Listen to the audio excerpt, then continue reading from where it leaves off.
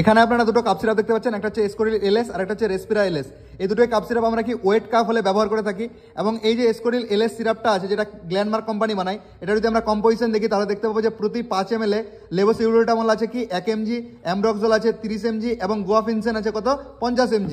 এবং তেমনই যদি আমরা রেসপিরা এলএসটা দেখি, যেটা জেনো কোম্পানি বানায়, তার যদি দেখি কম্পোজিশনটা, তাহলে দেখবো যে প্রতি 5 ml আছে কি লেভোসিউরোটামল আছে 1 mg, অ্যামব্রক্সল হাইড্রোক্লোরাইড আছে 30 mg এবং গুয়াফিনসেন আছে 50 mg। তার মানে কি দুটোই যে এই কাপ সিরাপ আছে দুটোরই কি কম্পোজিশন সেম এবং দুটোই এফডিএ অ্যাপ্রুভাল এবং দুটোই কি ইন্ডিয়ান ফার্মাকোপিয়ার স্ট্যান্ডার্ডে বানানো আছে।